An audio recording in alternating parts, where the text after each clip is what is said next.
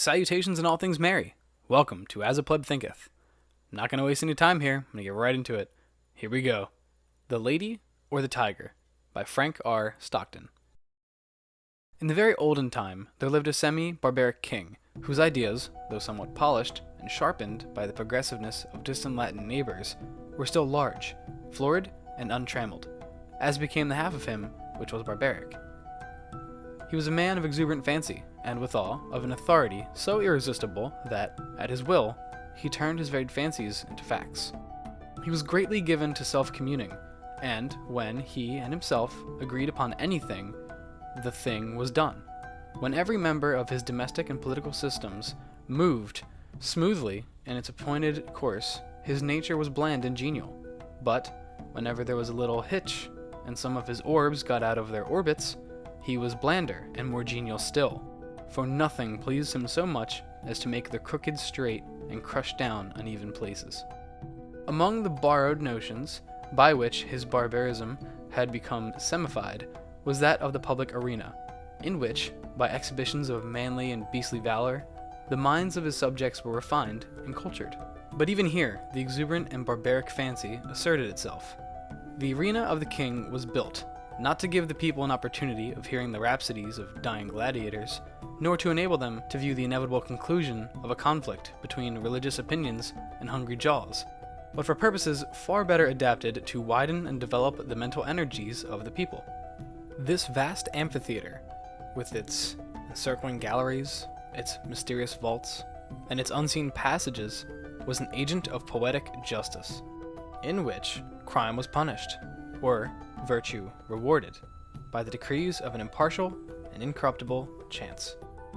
When a subject was accused of a crime of sufficient importance to interest the king, public notice was given that on an appointed day the fate of the accused person would be decided in the king's arena, a structure which well deserved its name, for, although its form and plan were borrowed from afar, its purpose emanated solely from the brain of this man, who, every barley-corn a king, knew no tradition to which owed more allegiance than pleased his fancy, and who engrafted on every adopted form of human thought and action the rich growth of his barbaric idealism. When all the people had assembled in the galleries, and the king, surrounded by his court, sat high up on his throne of royal state, on one side of the arena he gave a signal. A door beneath him opened, and the accused subject stepped out into the amphitheater. Directly opposite him, on the other side of the enclosed space, were two doors, exactly alike and side by side. It was the duty and the privilege of the person on trial to walk directly to these doors and open one of them. He could open either door he pleased. He was subject to no guidance or influence but that of the aforementioned impartial and incorruptible chance. If he opened the one, there came out of it a hungry tiger, the fiercest and most cruel that could be procured, which immediately sprang upon him and tore him to pieces, as a punishment for his guilt. The moment that the case of the criminal was thus decided, doleful iron bells were clanged, great wails went up from the hired mourners, posted on the outer rim of the arena, and the vast audience, with bowed heads and downcast hearts, wended slowly their homeward way, mourning greatly that one so young and fair, or so old and respected, should have merited so dire a fate. But if the accused person opened the other door, there came forth from it a lady, the most suitable to his years and station that his majesty could select among his fair subjects. And to this lady he was immediately married, as a reward of his innocence. It mattered not that he might already possess a wife and family, or that his affections might be engaged upon an object of his own selection. The king allowed no such subordinate arrangements to interfere with his great scheme of retribution and reward. The exercises, as in the other instance, took place immediately and in the arena. Another door opened beneath the king, and a priest, followed by a band of choristers and dancing maidens blowing joyous airs on golden horns and treading in epithalamic measure, advanced to where the pair stood, side by side, and the wedding was promptly and cheerily solemnized. Then the gay brass bells rang forth their merry peals, the people shouted glad hurrahs, and the innocent man, preceded by children strewing flowers on his path, led his bride to his home. This was the king's semi-barbaric method of administering justice. Its perfect fairness is obvious. The criminal could not know out of which door would come the lady. He opened either he pleased, without having the slightest idea whether, in the next instant, he was to be devoured or married. On some occasions, the tiger came out of one door, and on some out of the other. The decisions of this tribunal were not only fair, they were positively determinate. The accused person was instantly punished if he found himself guilty, and if innocent, he was rewarded on the spot, whether he liked it or not. There was no escape from the judgments of the king's arena. The institution was a very popular one. When the people gathered together on one of the great trial days, they never knew whether they were to witness a bloody slaughter or a hilarious wedding. This element of uncertainty lent an interest to the occasion, which it could not otherwise have attained. Thus, the masses were entertained and pleased, and the thinking part of the community could bring no charge of unfairness against this plan, for did not the accused person have the whole matter in his own hands?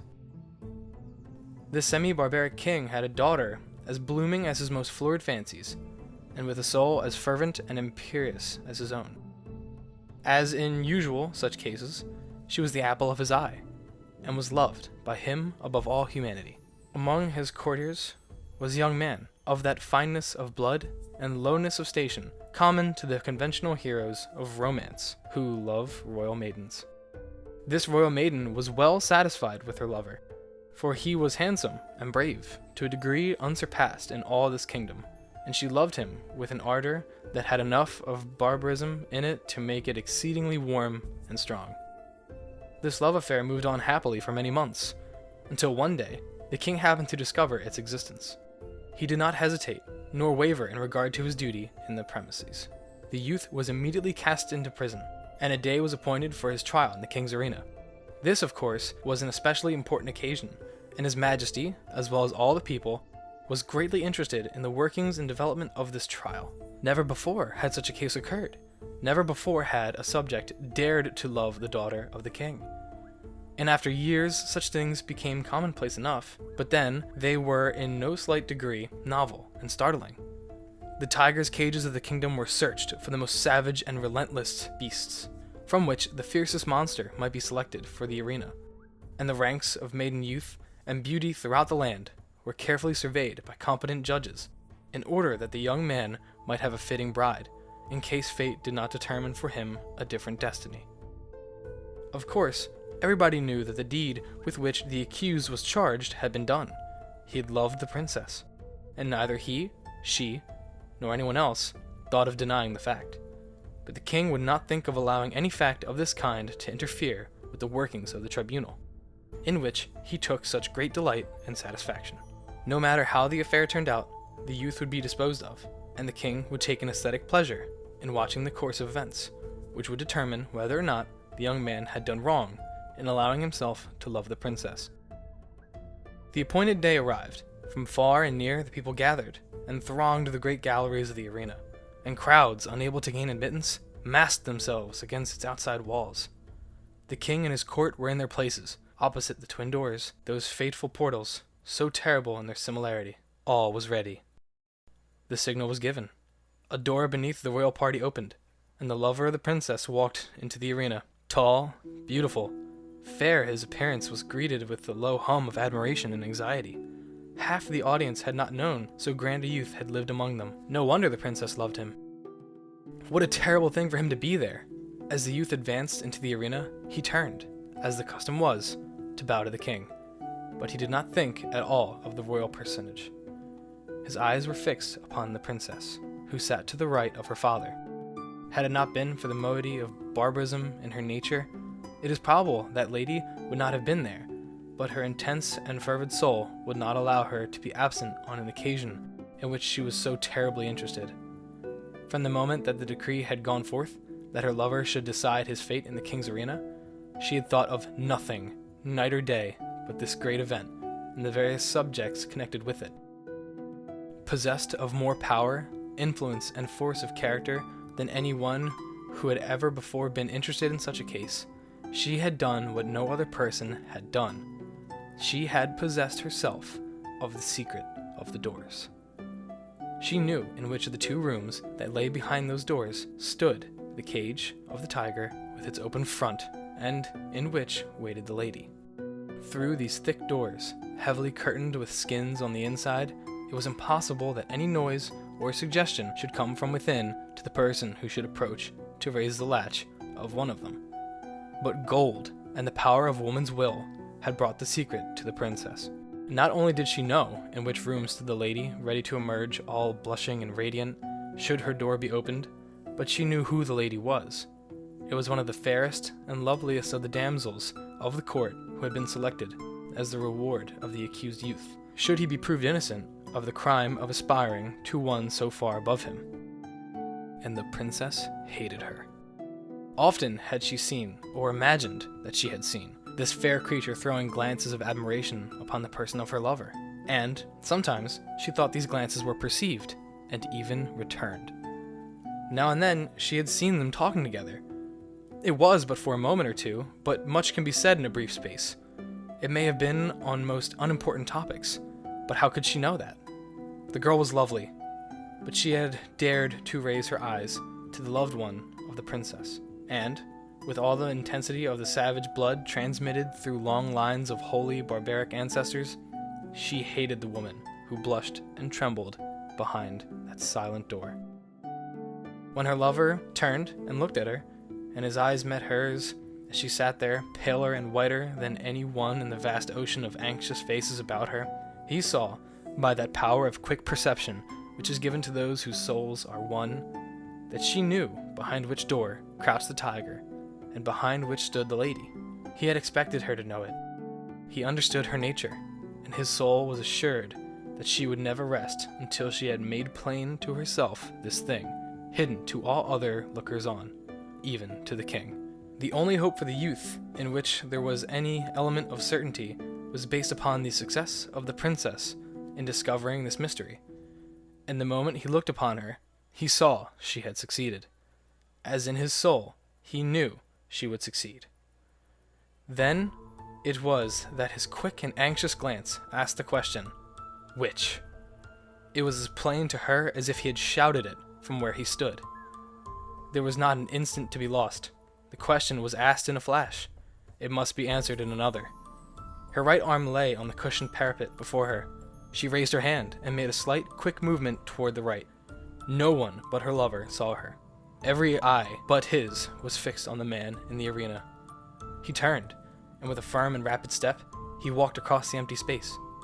Every heart stopped beating. Every breath was held. Every eye was fixed immovably upon that man. Without the slightest hesitation, he went to the door on the right and opened it. Now, the point of the story is this. Did the tiger come out of that door? Or did the lady? The more we reflect upon this question, the harder it is to answer. It involves a study of the human heart, which leads us through devious mazes of passion, out of which it is difficult to find our way. Think of it, fair reader, not as if the decision of this question depended upon yourself, but upon that hot-blooded, semi-barbaric princess, her soul at a white heat beneath the combined fires of despair and jealousy. She had lost him, but who should have him? How often in her waking hours and in her dreams had she started in wild horror and covered her face with her hands as she thought of her lover opening the door on the other side of which waited the cruel fangs of the tiger. But how much oftener had she seen him at the other door? How in her grievous reveries had she gnashed her teeth and torn her hair when she saw his start of rapturous delight as he opened the door of the lady.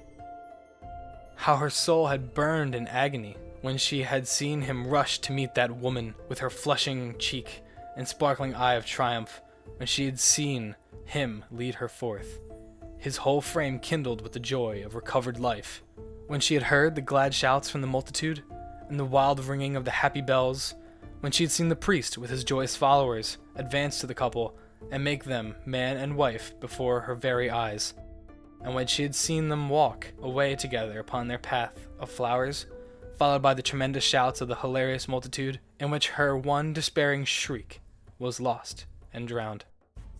Would it not be better for him to die at once, and go to wait for her in the blessed regions of semi-barbaric futurity? And yet, that awful tiger, those shrieks, the blood! Her decision had been indicated in an instant, but it had been made after days and nights of anguished deliberation. She had known she would be asked. She had decided what she would answer, and, without the slightest hesitation, she had moved her hand to the right. The question of her decision is one not to be lightly considered, and it is not for me to presume to set myself up as the one person able to answer it, and so I leave it with all of you. Which came out of the open door? The lady or the tiger?